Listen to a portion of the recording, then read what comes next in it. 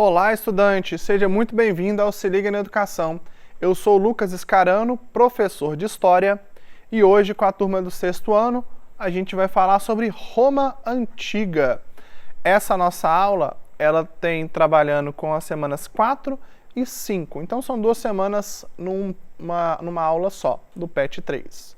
Então, na nossa aula, a gente vai trabalhar basicamente com essa habilidade, caracterizar o processo de formação da Roma Antiga e suas configurações sociais e políticas nos períodos monárquico, republicano e imperial. Então a gente vai conhecer um pouquinho da história geral de Roma. Basicamente, a gente dividiu a nossa aula nessas 4 partes: origens da Roma Antiga, as fases políticas, cultura romana e o surgimento do cristianismo. Para quem aí às vezes não consegue ligar um período histórico com outro, o cristianismo surge no meio do Império Romano. Então, a gente vai juntar aí esses contextos. Bom, então vamos conhecer primeiro como que Roma Antiga surge. Existem 2 histórias sobre esse surgimento.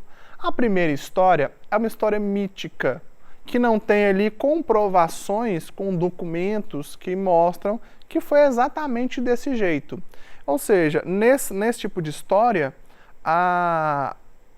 existe uma fantasia, né, envolta naquele mistério ali do surgimento da sociedade romana. Então, segundo os romanos, tá, segundo um livro chamado Eneida, os romanos surgiram a partir de uma migração dos troianos para Roma. A história de Eneida narra o final da Guerra de Troia. E nesse final, um dos guerreiros troianos, chamado Enéas, ele migra junto com parte da população para a região onde hoje é Roma. E ali ele teria dado origem a um povo, tá, que ganha aí bastante força, né, durante esse período. E nessa história, né, algumas gerações depois, ele vai ter 2 descendentes, Rômulo e Remo. Rômulo e Remo são irmãos gêmeos. E aí eles são deixados, né, eles seriam filhos de um deus, e eles são deixados, né, por conta ali de conflitos na natureza, né, para serem mortos ali na natureza. Só que os 2 irmãos, eles são resgatados por uma loba, né, a Lupus. Essa loba é representada até hoje na cidade de Roma. Uma pequena curiosidade, para quem curte futebol, o time italiano do Roma tem exatamente no escudo essa loba aqui, e os gêmeos, né, embaixo da loba, mostrando que ela teria tomado conta, né, desses meninos. E em seguida, né, essas crianças elas são recolhidas por um casal de camponeses, e ali eles teriam crescido, né, e numa disputa de território, Rômulo mata Remo. E aí assume o governo local como o primeiro rei. E Roma tem esse nome em homenagem a Rômulo, que foi o primeiro rei de Roma. Essa história, né, narrada através da loba, é claro que tem metáforas nessa história. Que metáfora seria essa? A loba provavelmente poderia ser uma mulher, né, uma outra pessoa que pegou as crianças para cuidar durante um tempo. Mas não se tem ali comprovações do que seria exatamente essa figura da loba. Mas o fato é que as comprovações históricas, os documentos, remetem à criação de Roma Antiga através da união entre 3 povos. Entre os etruscos, os gregos e os italiotas. Não é à toa que a gente vai ver aqui na aula de hoje que a cultura romana, a gente diz que ela bebe muito da cultura grega, porque parte dos gregos auxiliaram na criação de Roma. Então essa união entre os povos, né, os romanos são essa mistura desses 3 grandes povos. E aí vamos conhecer as fases de Roma. São 3 fases. A primeira é a fase chamada de monarquia. Monarquia é quando é governado por um rei. E aí esse rei governa, né, e quando ele morre, quem assume vai ser o filho, e assim por diante. Dentro dessa sociedade, além do rei, havia esses 4 outros grupos. Abaixo do rei estavam os patrícios. Patrícios são aquelas pessoas, né, que fazem parte da nobreza. Então, são um grupo especial ali de pessoas que assumem cargos importantes, tomam decisões políticas também importantes para a sociedade. Tem, inclusive, né, o termo hoje que se usa, a patricinha, né, vem dessa origem, porque são pessoas ricas, com bastante dinheiro. Abaixo dele, os clientes, que não tem nada a ver com loja. Os clientes são servidores públicos, são trabalhadores que ajudam na administração do Império Romano, do Reino de Roma, que até então não era império. Em seguida, nós temos os plebeus. Plebeu é a mesma coisa que população comum, que povo. Então, plebeus são as pessoas comuns, que vivem a sua vida normalmente, não tomam decisões políticas tão importantes, né? São comerciantes, agricultores, artesãos, dentre outros. E por último, nós temos os escravos, ou escravizados. Os escravizados, eles são adquiridos através de dívidas, então se eles ficam devendo, eles podem se tornar escravizados, ou através ali de conflitos, de guerras. Aquele que perde a guerra acaba sendo escravizado pelo outro. A segunda fase é a fase da república. A palavra república significa literalmente a coisa pública. Então, é tomar conta da coisa pública. E aí vem uma confusão, inclusive, que às vezes a gente fala que público não é de ninguém. Ao contrário, público é que é de todo mundo. É de todos nós ao mesmo tempo. Então, se é de todos nós temos que tomar conta daquele bem. Então, a coisa pública, ela era administrada pelos patrícios. Dentre esses patrícios, eles escolhiam alguns deles para liderar. Geralmente se escolhia 3 patrícios. Cada patrício seria um cônsule. Por que 3? Porque se um tivesse um poder, quisesse ser mais autoritário, tirano, os outros 2 poderiam diminuir o poder daquele. Então, por isso que eles dividiam em 3 cônsules ao mesmo tempo governando. Nós tínhamos também o Senado, que eram os patrícios que decidiam as leis, criavam as leis. O Senado existe até hoje e também tem essa função. Os magistrados, que também eram políticos que ajudavam a administrar o Estado. A Assembleia Popular, que é a plebe que precisa, né, se reunir para discutir os seus direitos, porque senão as leis seriam beneficiárias apenas para os patrícios. Então, surge uma Assembleia Popular para discutir coisas para o povo. E por último, o Tribuno da Plebe, que era um órgão responsável por criar as leis para o povo. É nesse Tribuno da Plebe que surgem as leis das 12 tábuas. Era um conjunto de tábuas de pedra onde era escrita as leis para que todos soubessem. Porque se não houvesse escrita aquela lei, essa lei poderia ser alterada conforme o gosto, né, do imperador ou o entendimento do imperador. Então a lei das 12 tábuas garantiria a mesma lei para todos. Tá? A terceira fase é chamada de Império Romano, é a mais famosa dela. Inicialmente, eram governados por triunviratos, ou seja, aqueles governos de 3 pessoas. Só que no último desses triunviratos, um deles, que era o Otávio, ele acaba, né, sumindo um poder maior do que os outros 2, e acaba governando Roma como um único líder. E ele se torna o imperador de Roma. E aí ele se torna Otávio Augusto. O nome Augusto significaria esse líder brilhante, né? Essa liderança boa para os romanos.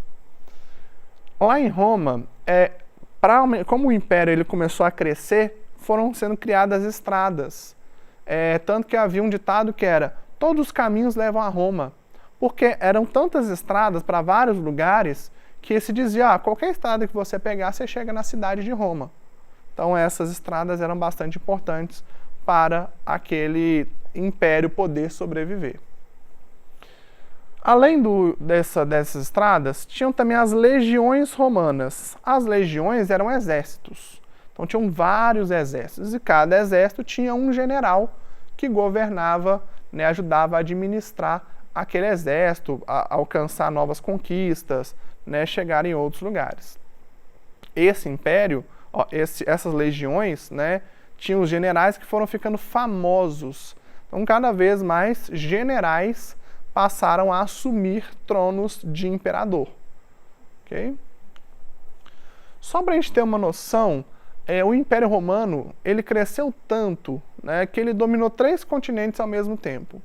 Então, Roma está exatamente no meio aqui. A cidade de Roma está bem aqui no meio, onde hoje é a Itália.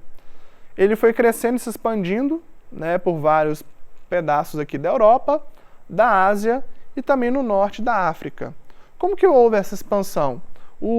As legiões romanas elas iam atacando os outros povos, dominando, e os materiais eles iam pilhando. O que é isso? É como se eles fossem pegando os materiais para eles e enriquecendo cada vez mais o Império Romano. Então, quanto mais saques, mais ataques a outros povos e vitórias, mais rico o Império Romano se transformava. Então, é nesse contexto aí que o Império ele vai crescendo, crescendo, crescendo. Só que é como se fosse um balão, né? Você vai soprando o balão e ele vai crescendo. Uma hora, ele vai estourar. E foi também o que aconteceu com Roma, mas isso vai ser um assunto, né, para uma outra aula. Sobre a cultura romana. A cultura romana ela é muito semelhante em algumas partes com a cultura grega. A gente vai ver aqui que os gregos, assim como os romanos, eles eram politeístas. O que isso quer dizer? Acreditavam em vários deuses. Então você tinha o panteão romano, e esse panteão romano, esses deuses, tinham nomes diferentes dos gregos, mas as divindades eram as mesmas. Então, por exemplo, você tinha Apolo, né, na mitologia grega, e você tinha o correspondente na mitologia romana. Então, os nomes que a gente conhece dos planetas são homenagens a esses deuses romanos. Júpiter, por exemplo, era o deus da guerra. Vênus, a deusa do amor. Marte é o deus da guerra e Júpiter era o deus dos deuses, tá? Então, havia uma mudança de nome, mas a permanência ali dos poderes, digamos assim, da simbologia desses deuses. E a homenagem que os cientistas fizeram foi em homenagem aos romanos. A arte romana, né, também era bastante importante porque os romanos também se basearam nos gregos para isso. Então, na literatura, um livro que foi bastante conhecido é exatamente o livro Eneida, que foi escrito pelo romano Virgílio. Esse texto ele é tão importante para os romanos porque ele mostra o início de Roma, como que Roma surgiu, quais são as origens, né? Então, é uma história heróica da construção de Roma. Além da literatura, nós temos também as esculturas. Diversas esculturas romanas que ainda a gente consegue encontrar em alguns museus. Se você visualizar, você vai ver semelhanças com as esculturas gregas. Porque a busca da perfeição do corpo nas esculturas, ela também é muito grande. Então, se representavam deuses ou pessoas comuns, né, através desse tipo de arte. Era muito comum também que os romanos criassem bustos dos seus imperadores. Bustos são aquelas estátuas só do peito para cima. Então eles esculpiam aquelas imagens. E apesar de hoje aquelas imagens elas serem brancas, né, por causa da pedra, elas eram pintadas. Então inclusive as pinturas eram bastante caricatas, né, muito exageradas devido às cores. Com as tecnologias atuais é possível remontar quais eram as cores que essas estátuas eram pintadas. E elas vão ficar muito diferentes do que a gente vê geralmente na internet ou nos livros didáticos. Outra parte importante da arte romana é a arquitetura. A arquitetura romana é semelhante aos gregos na parte das colunas. Então, aquelas colunas redondas, né, que a gente vê, elas são muito semelhantes. Entretanto, essa arquitetura, ela tinha uma modernização, a ideia dos arcos. Criar arcos mantinha a estrutura muito mais firme e você podia criar prédios muito maiores nesse período. A gente vai ver depois uma imagem dessa daqui. Os esportes. Alguns esportes eram bem famosos ali na Roma Antiga, como, por exemplo, a corrida de bigas. Bigas são aquelas carroças, né, em que o cavaleiro ali, ele fica em pé, né, e ficam os dois cavalos, eles vão fazendo a corrida através de um circuito. Essas corridas de bigas. Haviam também as batalhas navais. Eram batalhas entre pequenos barcos que eram feitos dentro das arenas. O Coliseu, por exemplo, que é um prédio super famoso, né, que existe ainda hoje, abaixo dele tinham vários buracos ali, vários espaços para que tivesse água, fazer essas batalhas navais.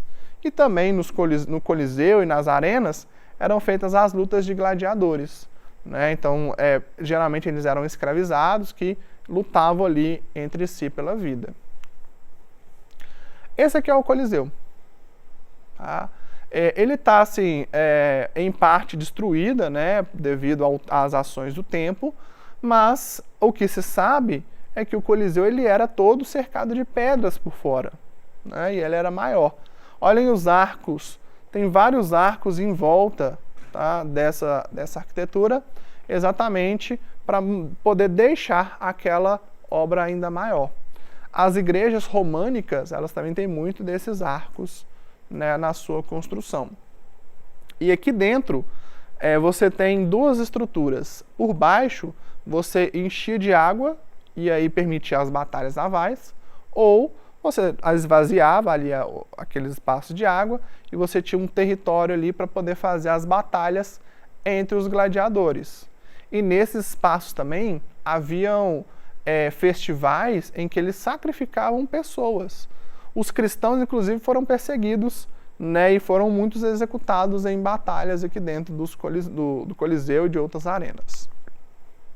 Sobre o surgimento do cristianismo, eu falei com vocês que o cristianismo surge nesse contexto. Então, basicamente, ele surge no período do Império Romano, né? Então, Jesus teria nascido no Império Romano. Se a gente for pegar a história da Bíblia, né, você tem ali que ele foi perseguido pelo imperador, né, o imperador mandou matar todas as crianças, e aí ele consegue se salvar, e aí ele cresce, né, sendo uma ameaça para o imperador. Por que Jesus Cristo e o cristianismo ameaçava tanto o imperador? Porque o imperador era quase que um deus, era um representante de Deus. E aqui eles vão dizer que não, Deus existe só um, né? Então existe uma mudança de uma religião politeísta para uma religião monoteísta. E que aquele único Deus seria o único rei, o único imperador que deveria existir. Então, é como se Jesus fosse uma pessoa que ameaçasse, né, ali o Império Romano de alguma maneira. Essa religião ela se espalha após a morte de Jesus, né? Então os discípulos dele acabam aumentando, né, falando da vida dele, das suas palavras, e as ideias dele vão se espalhando pelo Império Romano afora. E como ele era uma ameaça ao Estado, o Estado começa a perseguir os cristãos. Então muitos desses cristãos são perseguidos, colocados ali nas arenas para morrerem, né, sendo comidos por animais, a fim de acabar com eles. Só que quanto mais cristãos eram mortos, mais cristãos surgiam. Então ele foi se espalhando muito rapidamente lá no Império Romano. E aí muita gente passou a ser convertido, e inclusive Constantino, que foi um dos imperadores, também se converteu ao cristianismo e fez com que a religião oficial do Estado romano fosse o próprio cristianismo. Essa religião influenciou tanto que até a filosofia romana influenciou também o cristianismo, e o cristianismo também acabou influenciando a filosofia romana, fazendo assim com que esse novo governo, essa nova sociedade, começasse a ter muito mais características cristãs do que pagãs, né, que eram as religiões da época. Bom, então nós vimos na aula de hoje esses 4 elementos, tá, sobre Roma Antiga. Esses foram os materiais que nós utilizamos, tá? Esses livros. Recomendo, inclusive, o livro Grécia e Roma. Então, desejo a vocês bons estudos e a gente se vê na próxima aula. Até mais!